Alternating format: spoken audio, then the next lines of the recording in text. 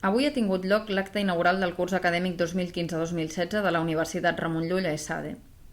Joan Josep Brugera, president del patronat de la Fundació Universitat Ramon Llull, ha obert l'acte i ha destacat que en els darrers anys hem pogut mostrar que som un projecte nou i diferent d'universitat, amb una governança federal pràcticament única a Europa, però possible i factible. Després d'un resum de la memòria del curs per part de la secretària general Ana Berga, Josep Maria Lozano, doctor en Filosofia i Ciències de l'Educació i professor d'ESADE, ha pronunciat la lliçó Notes impertinents sobre el talent, una història americana o no. Lozano ha fet una crítica del sistema universitari que ha fet reflexionar l'auditori. Això és el que han anat expressant totes les intervencions posteriors que han elogiat la seva lliçó.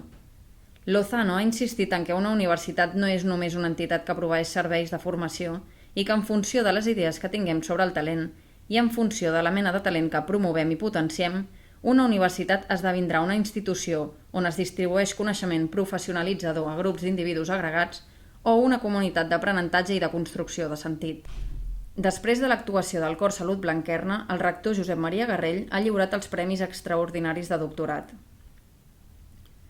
Tot seguit, Antoni Castellà, secretari d'Universitats i Recerca, ha destacat que la Universitat Ramon Llull s'ha consolidat com una de les nostres bones universitats al país i ha exercit un lideratge intens dins del Consell Interuniversitari. Després d'unes paraules del cardenal Lluís Martínez Sistac, el rector ha anunciat la celebració més important i significativa per a la universitat, i és que el 10 de maig farà 25 anys que la URL va ser aprovada per unanimitat pel Parlament de Catalunya.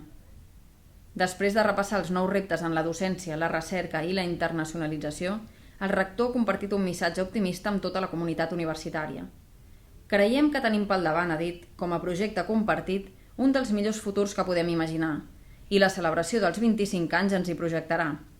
El rector ha afegit que tenim un objectiu compartit que ens uneix a tots nosaltres, que es resumeix en estar al servei de la formació i del coneixement, en benefici de la nostra societat i de les persones, des de la iniciativa social i amb els valors de l'humanisme cristià com a marc de referència.